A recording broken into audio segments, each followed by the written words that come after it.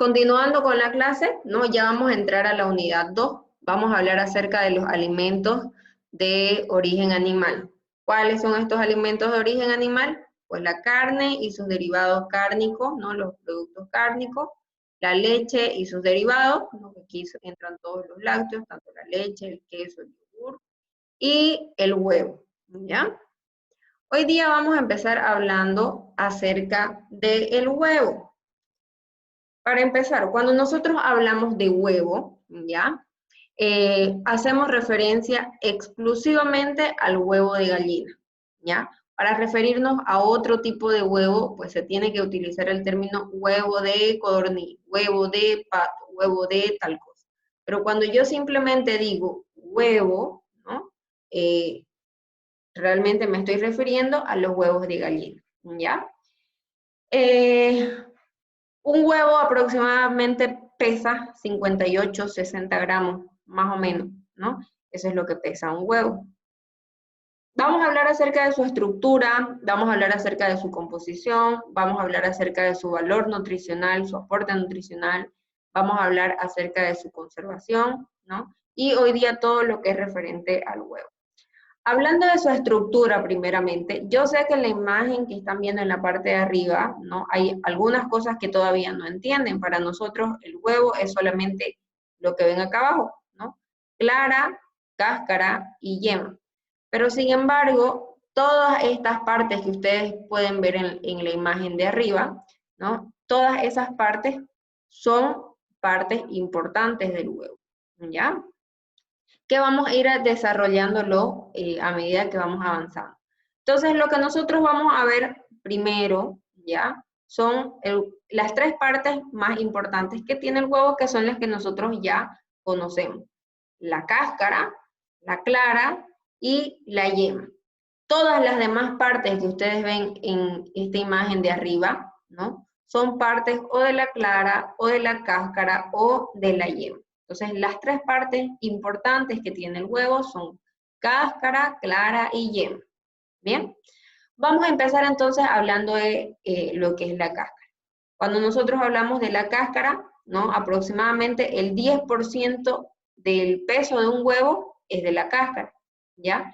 Fíjense que dice, la cáscara es la primera barrera que tiene el huevo como defensa. ¿Barrera de qué? Barrera sobre todo de microorganismos, ¿ya? De microorganismos, de bacterias, de virus, de parásitos, etc. Entonces es la cáscara la primera barrera que tiene como defensa el huevo. Tiene muchas funciones esta cáscara, ¿no? Dentro de sus funciones está, fíjense, el contención y transporte del contenido, ¿no? Quiere decir que permite que todo el contenido pues esté dentro y no se pueda salir, ¿ya? Además excluye a los patógenos y microbios o microorganismos que pueden dañar el contenido. Entonces, como decía anteriormente, la cáscara es la que le permite defenderse de todo lo que pueda dañar el huevo, ¿no?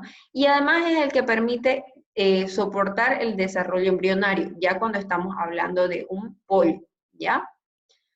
El color, ustedes se han dado cuenta de que el color del huevo varía, ¿cierto? ¿No? Hay unos huevos que son más claritos, otros que son más oscuros, inclusive unos huevos que son blancos, ¿ya?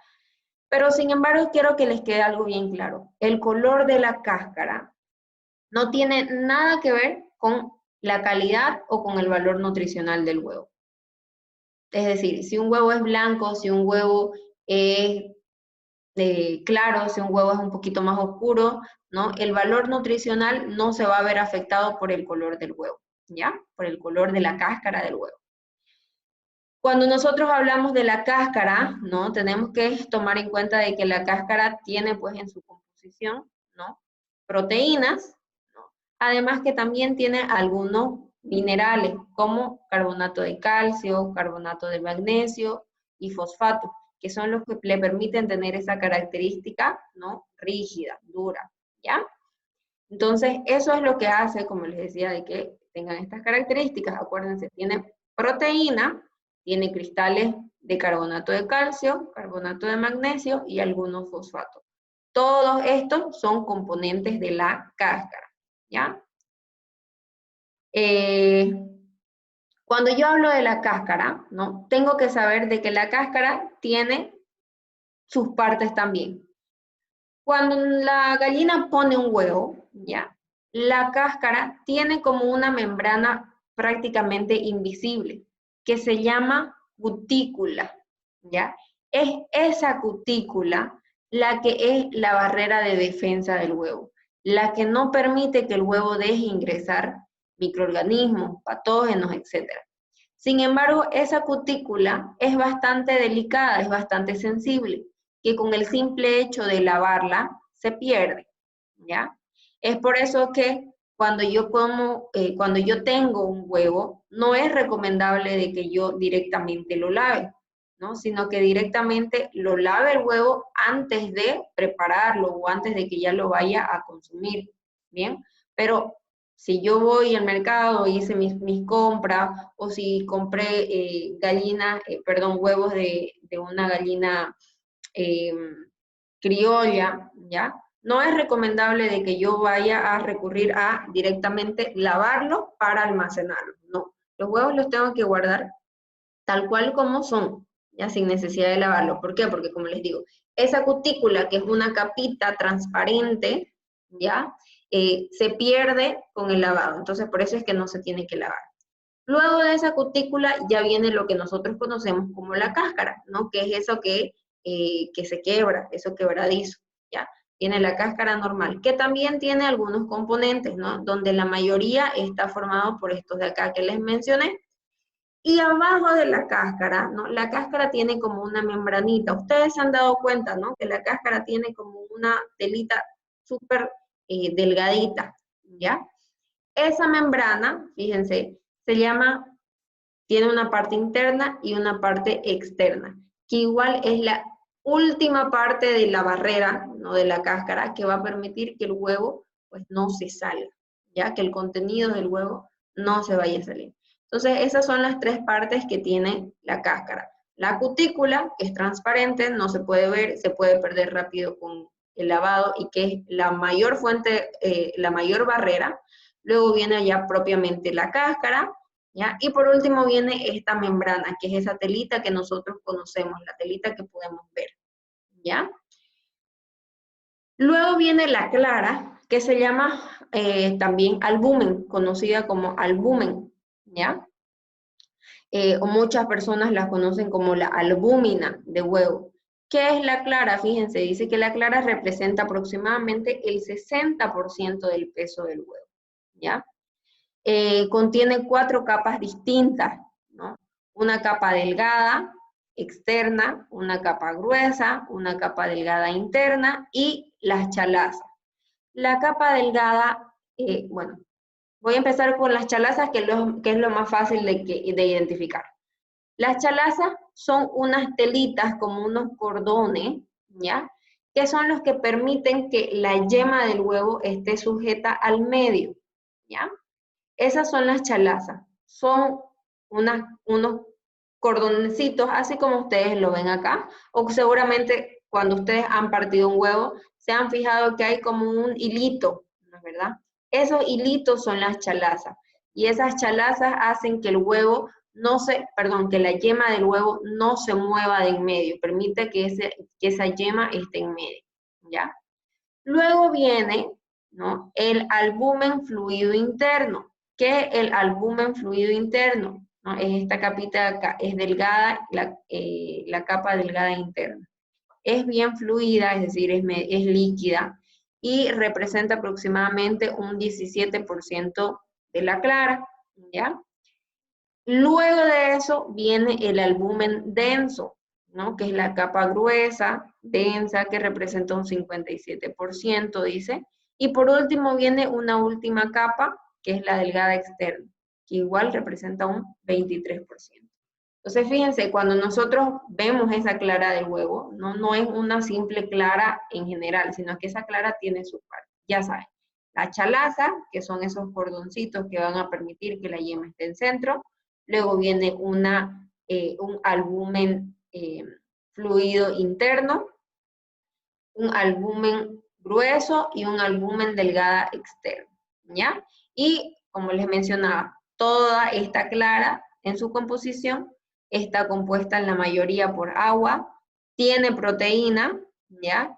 Que es lo que más aporta, ¿no? Y es por eso que la clara se la considera como una buena fuente de proteína. El 88% de la clara es agua y el resto es proteína, ¿ya? ¿Qué proteínas tiene la clara? Todas estas proteínas de acá, ¿no? Fíjense, tiene ovoalbúmina, conalbúmina, ovomucoide, globulina, tanto la G1 como la G2, lisocima, ovomucina, flavoproteína, todas estas proteínas las tiene, ¿ya? Una de las características de la mayoría de estas proteínas es que son fácil de desnaturalizarse, ¿ya? Es por eso que cambian cuando nosotros las sometemos al calor, cambian cuando nosotros las sometemos a batir, ¿ya? Por esa razón, porque son fácil de desnaturalizar, perdón, ¿ya?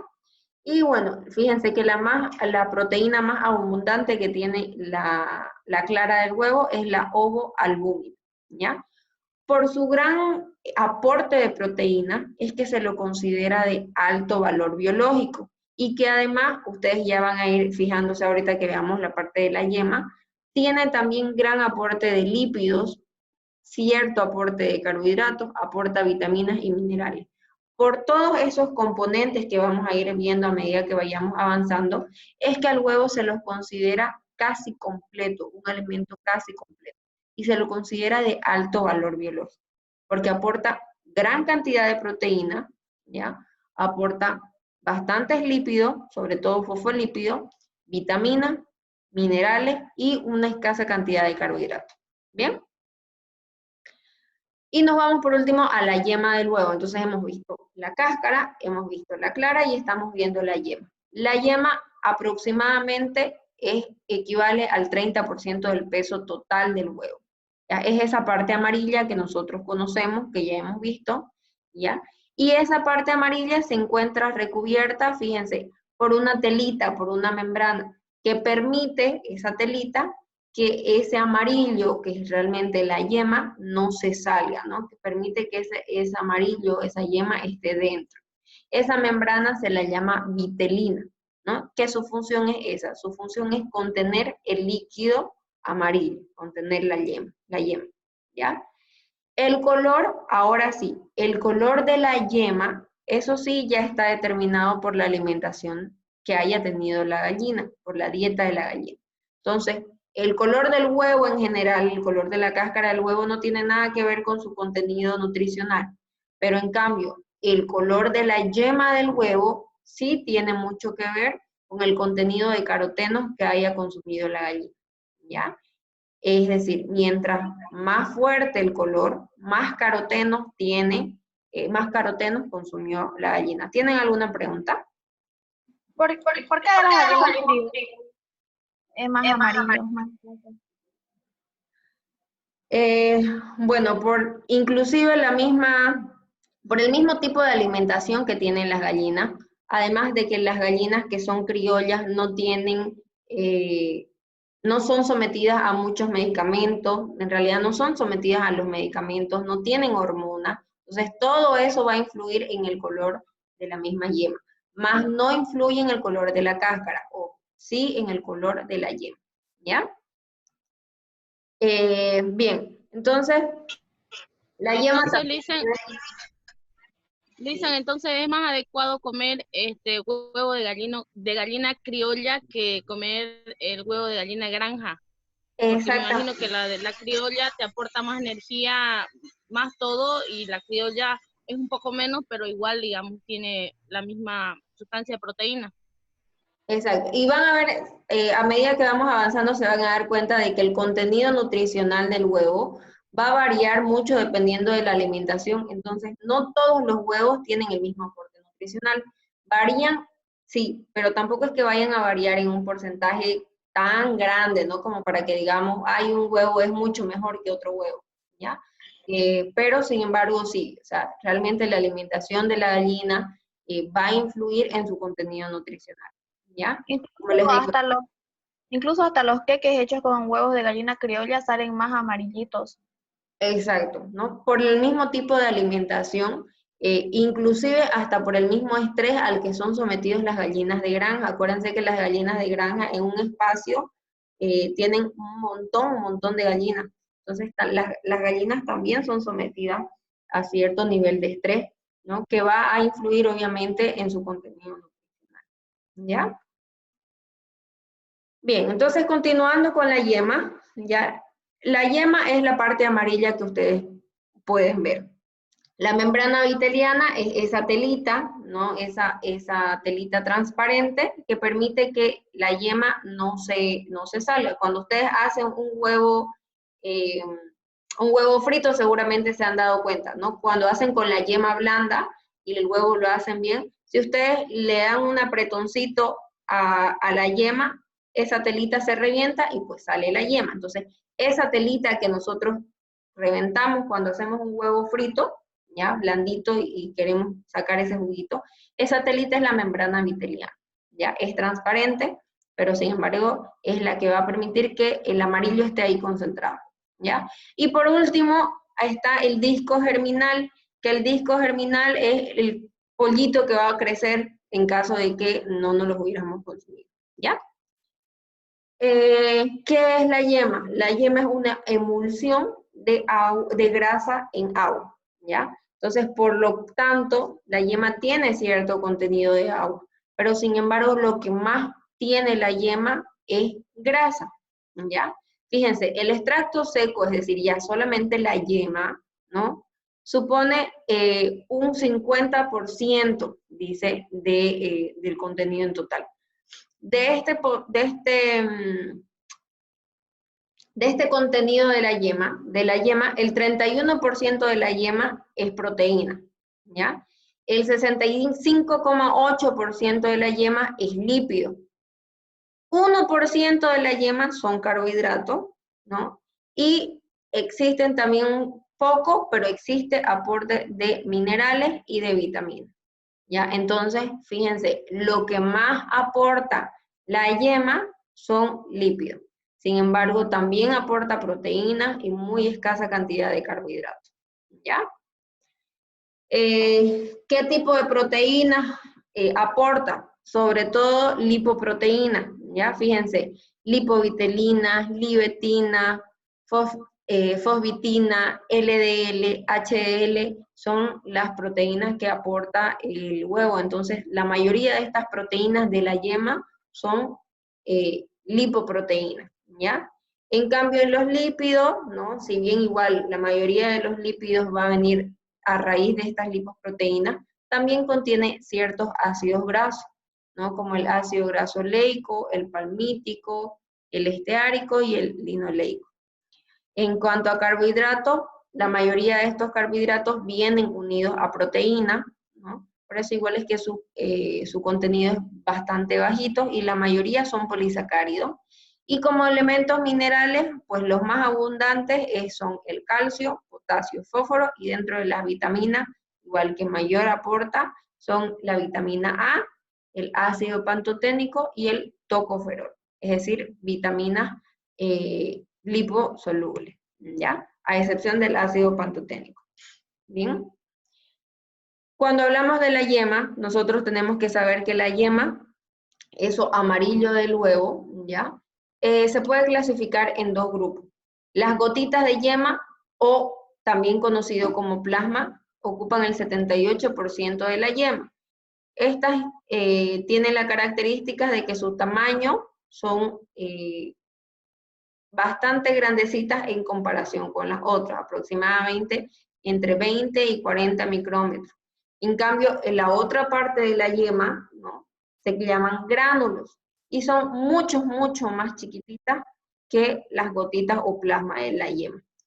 Fíjense, cada una de estas partes, en cómo se divide la yema, aporta ciertas lipoproteínas, ¿ya? Entonces, por eso está aquí su contenido de lípidos, su contenido de proteínas y su contenido de minerales. Y fíjense, en el plasma, que son en las gotitas de la yema, es decir, que es en lo que más ocupa la yema, ¿ya? Su mayor aporte son lípidos, ¿ya? Entonces es por eso de que, les vuelvo a repetir, lo que más aporta la yema son lípidos. ¿Bien? ¿Me están entendiendo hasta ahí? Sí. Entonces, ya saben. Licenciada, una consulta. Sí. Por ejemplo, yo le doy un ejemplo, ¿no? Por ejemplo, cuando uno saca el IMC, el índice de masa corporal, hay algunas aplicaciones donde es automático, ¿no? Uno pone la cantidad y le sale el resultado. En este caso del requerimiento, por ejemplo, ¿usted no conoce alguna plataforma, alguna aplicación, o sea, algo que calcule los requerimientos de cada persona, así poniendo el peso con las fórmulas? Imagino que hay, ¿no? Hay muchas en realidad, ¿no? En lo personal yo no ocupo ninguna. ¿A qué recurrí yo en una tabla de Excel? A hacerme yo mi misma fórmula. ¿Por qué? Porque vos te vas a dar cuenta de que en la fórmula de Harris Benedict, sobre todo, varía mucho desde una bibliografía a otra bibliografía, sobre todo con los decimales, ¿ya? Entonces, ¿qué hice yo? De varias bibliografías saqué la fórmula que más se repite, ¿no? Y me hice yo una tablita en Excel, cosa de que yo realmente estoy segura de dónde proviene esa fórmula, ¿me entendés? Pero si vos lo haces de una aplicación, pues yo te recomiendo de que realmente te fijes qué fórmula están ocupando, cómo están trabajando para el peso ideal, o con qué peso están trabajando, porque hay fórmulas que trabajan con peso ideal, hay otras que trabajan con peso actual, hay otras que van a trabajar con, no sé, con peso ideal, pero según otra fórmula. Entonces, todos esos factores te van a influir a la hora que vos hagas tus cálculos. Por eso yo les recomiendo a ustedes que mientras tanto lo hagan manual, ¿no? Y ya cuando ustedes realmente le tomen, agarren bien el hilo, ustedes se hagan también una tablita en Excel para que puedan aplicarlo. A eso lo que se refiere usted con el peso ideal o el peso actual, el objetivo que la persona tiene al momento de hacer una dieta, ¿no? El peso actual es el peso que vos le estás tomando al paciente ese mismo rato, es el peso que vos tomás cuando le pesás. ¿Ya? Ahora, el Claro. peso ideal, ¿no? Por eso te digo, o sea, es que va a variar mucho. Hay pesos saludables, hay peso ideal, hay peso ideal. O sea, la fórmula, lo que usted dice es que la fórmula va a variar si nosotros tomamos el punto de vista del peso ideal o el peso actual, ¿no? Exacto, va a variar. Porque yo eso pregunté el semestre pasado y la fórmula que se nos dio, o sea, lo que yo entendí era que esa misma fórmula se aplicaba solamente al peso ideal. Entonces pensé que no había como esa, o sea, solamente apuntaba para eso, no sé, no sabía que había otras fórmulas para diferentes objetivos o algo así. No, es que, a ver, no me estás entendiendo muy bien. La fórmula de Harris Benedict vos la vas a utilizar, ¿ya? Pero vos podés utilizarla para un mismo paciente para que mantenga su peso, o para un mismo paciente para que suba de peso o para que baje de peso. Entonces, ¿qué va a ser diferente en los tres casos? El peso con el que trabajé, ¿me entendés? O sea, la fórmula de Harris Benedict va a ser la misma, ¿ya? Pero ahora, cuando vos reemplaces, acordate que la fórmula te pide peso, te pide talla, te pide edad, ¿no ves? Y te pide, bueno, sexo, ¿ya? Entonces, cuando vos pongas el peso, vos tenés que ver qué peso vas a poner, si es el peso actual, si es el peso ideal, ¿no? Si es un peso para que suba o si es un peso para que baje, ¿no? Ahí está la diferencia, o sea, ahí realmente está el detalle, digamos, ¿no? ¿Qué peso, con qué peso vos vas a trabajar según la meta que vos tengas? Ah, ya, entonces yo estaba cometiendo un error porque solamente estaba tomando el peso actual. Eso solamente era como de mantenimiento, ¿no? Mantenerse en ese mismo peso. Exactamente. Ah, ya, sí. Cometí un error entonces. Bueno, pero te me desviaste un poquito del tema. Estamos hablando del huevo ahorita. ¿Ya? Entonces sigamos un poquito con sigamos con el huevo. De todas maneras, como le digo, traten de que todas las dudas que tengan sobre cálculos, etcétera, me lo puedan hacer la siguiente clase para que yo les pueda aclarar todo. Voy a tratar de prepararles una diapositiva, ¿no? Para que ustedes repasen bien todo lo que es cálculos de requerimientos, cómo hacer la molécula calórica, y cómo sacar el aporte nutricional que les brinda un menú, ¿ya? Eso se los voy a preparar más con calma para la otra clase, ¿bien? Sigamos entonces con las modificaciones que tiene o que puede tener el huevo durante su almacenamiento. Es súper importante que nosotros sepamos almacenar el huevo porque depende de cómo lo almacenemos, ¿no? Puede tener ciertos cambios. Lo primero es la porosidad en la cáscara, ¿no? Cuando nosotros, a eso me iba en un principio, cuando yo ya lavo el huevo, ¿no? De por sí ya le eliminé esa telita transparente, ¿no?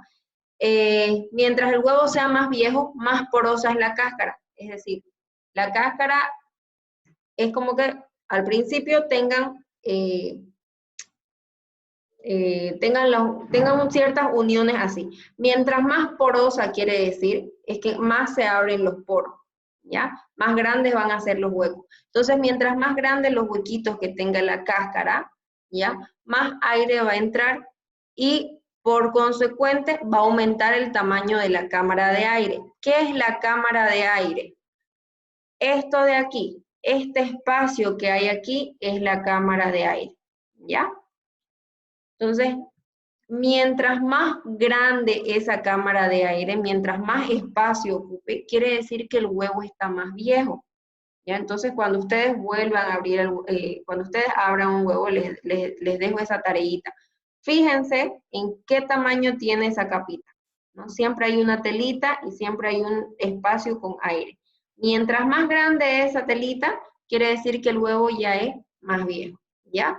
Además, dice que mientras más viejo el huevo también puede perder dióxido de carbono y por lo tanto aumentar el pH. Mientras aumenta el pH, sobre todo en la clara, hace que la clara se vuelva más acuosa, se vuelva más líquida, ¿ya? Además, dice de que también puede haber cesión de vapor de agua a través de la cáscara, cuya consecuencia es una disminución de la densidad y aumento de cámara de aire. Lo mismo que les explicaba, mientras más aire le entre al huevo, ¿no? Más aumento va a haber en la cámara de aire. Además, la membrana viteliana, ¿se acuerdan qué es la membrana viteliana? La membrana viteliana era la que rodeaba la yema del huevo, ¿ya? Esa es la membrana viteliana. La membrana viteliana igual, a medida que el huevo está más viejo, se hace más débil. Entonces, es más fácil de que la yema del huevo se rompa, ¿bien? Entonces, todas estas modificaciones, dice, se pueden alterar las propiedades que va a tener el huevo, ¿no? Las propiedades de manera industrial, como la estabilidad de la clara o el comportamiento del huevo en el batido. Entonces, disminuye la calidad del huevo, no solamente de la manera nutricional, de forma nutricional, sino que también va a alterar el huevo al momento de ser utilizado, ¿no? Por la industria o por la cocina o en la cocina, ¿ya? Además puede generar todos estos cambios o modificaciones, pueden generar el llamado sabor a viejo, ¿ya? O también nos van a ayudar a poder determinar la edad del huevo. ¿Cómo yo determino la edad de un huevo? Mediante 3 métodos. El método de flotación, la medición de la cámara de aire y el ovoscopio. Las más fáciles son las 2 primeras y no es necesario ningún equipo costoso, científico, nada del otro mundo para poder hacerlo. Mediante el método de flotación, ¿qué hago? En un vaso o en un recipiente con agua, yo coloco el huevo y si el huevo baja, ¿no? Mientras más horizontal quede, o sea, mientras más echadito quede el huevo, pero al fondo, quiere decir que el huevo está fresco, ¿no? Que es un huevo nuevito, que no hay problemas en consumirlo. Ahora, si el huevo queda más o menos en la parte de en medio, ¿no? Y ya se está medio parando el huevo, o está de manera diagonal, quiere decir que el huevo no está fresco, es decir, no es tan nuevo, pero todavía se puede consumir. Ahora, si yo pongo el huevo y el huevo rapidito se fue arriba, ¿no? O automáticamente se subió y quedó en la parte de arriba, o sea, si el huevo flota, quiere decir que ya es un huevo que no se puede consumir, porque ya es demasiado viejo, y puede ocasionar alguna enfermedad, ¿ya? Entonces, ese es el método de flotación. Simplemente consiste en colocar el huevo en un recipiente con agua y poder observar, ¿no? Cómo actúa el huevo en el agua. ¿Bien?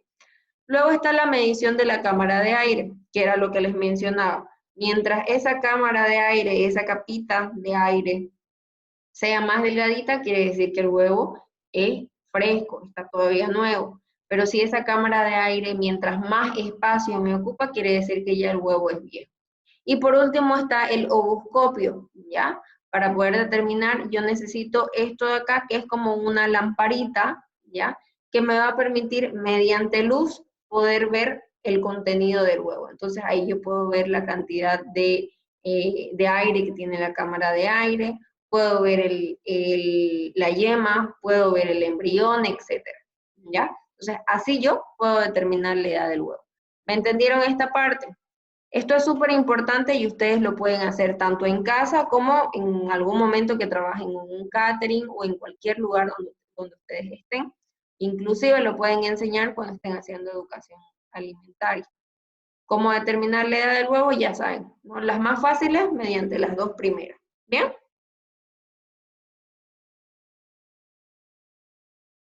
Condiciones adecuadas de conservación. Para que un huevo pueda durarme inclusive entre 6 a 9 meses, lo recomendable es que se almacene en refrigeración, ¿ya? En una temperatura entre 0 hasta 1,5 grados centígrados, ¿ya? Entonces, lo ideal sería que el huevo esté refrigerado. ¿Bien? Contaminación del huevo. El huevo se puede contaminar de 3 formas. Puede tener una contaminación química, una contaminación física y una contaminación, microbiológica, ¿ya? La química no se detecta a simple vista, ¿no? Aquí puede darse porque, no sé, fíjense, residuos de insecticidas, dice, metales pesados, medicamentos de uso veterinario, excesiva cantidad de hormonas, a eso se refiere la contaminación química, ¿no? Que a nosotros como nutricionistas o como consumidores de huevo, eso se nos escapa de las manos, ¿ya? ¿Quiénes pueden hacer algo por eso? Las granjas, ¿ya? La contaminación física, sí, aquí sí nosotros podemos hacer algo. ¿En qué consiste la contaminación física? En que el huevo se contamine por restos de heces fecales, por orina, por plumas sucias, por un ambiente sucio, por manchas de sangre, es decir, por algo que esté en contacto con el huevo. Esa es la contaminación física, ¿ya? Y por último, la contaminación microbiológica, que es la que se va a dar por bacterias, por hongos, parásitos, etcétera, que generalmente son propios de la misma gallina. Esta contaminación microbiológica se puede dar de 3 formas. Transovárica, que quiere decir que la contaminación llega inclusive hasta la yema, que la bacteria, el hongo o lo que sea está en la yema, ¿ya? Oviductal, ¿qué quiere decir? Que ese patógeno, ese microorganismo, está en la clara. Y transcascárida quiere decir de que ese microorganismo ingresó mediante la cáscara, a través de la cáscara, ¿ya? ¿Cuál es lo que más tenemos que tener cuidado nosotros? En la salmonelosis, ¿bien? La salmonelosis es una infección producida por una bacteria que se llama salmonela, ¿ya? La mayoría de las personas creen de que el huevo es un alimento que contiene esta bacteria, pero sin embargo muchos estudios han analizado esto y han demostrado de que si el huevo se contamina de salmonela, ¿no? En muy raras ocasiones va a ser por una transmisión transovárica, es decir, que llega hasta la yema del huevo, ¿ya? Si una persona llega a contraer salmonela por el huevo, ha sido porque ese huevo ha estado contaminado de manera física, es decir, por suciedad, restos de heces, restos de orina, o inclusive porque la misma persona no ha tenido la higiene adecuada, ¿ya? Entonces, la salmonelosis causada por el huevo, más que todo se debe a falta de higiene. ¿Bien? Entre las propiedades funcionales del huevo, nos podemos mencionar 3. La primera es el poder emulsionante de la yema. ¿Qué quiere decir? Es la que nos puede permitir que nosotros con la yema hagamos mayonesa, hagamos salsa, hagamos hagamos helados, ¿ya? Ese es el poder emulsionante. El poder espumante, ¿no? Acuérdense cuando nosotros batimos la clara del huevo, es la que permite que se esponje, ¿no? Eso se va a dar, eso lo utilizamos para productos de pastelería, para poder hacer tortas, mousse, flan, etcétera, ¿no? Y la otra propiedad es el poder coagulante del huevo entero. ¿En qué consiste esto? ¿No? Nosotros cuando el poder coagulante del huevo se da sobre todo cuando nosotros lo sometemos al calor, ¿no? Entonces puede ser por agua, ¿no? A través de un huevo duro, un huevo a la copa, o huevos cocidos en medio seco. El huevo cocido en medio seco se da más que todo cuando nosotros fritamos, o hacemos un revuelto, o hacemos cualquier otra preparación con huevo que requiera calor. ¿Bien? Y por último, el valor nutritivo del huevo, ¿ya? Van a analizar bien, esta es de la tabla de composición boliviana de alimentos, y se van a fijar, ¿no? Cómo es diferente el aporte de la clara del huevo de una gallina criolla a la de una gallina de granja, o cómo es la composición del huevo, cuántos nutrientes, calorías, etcétera, les aporta un huevo de gallina de granja, a diferencia de un huevo de gallina criolla, ¿ya?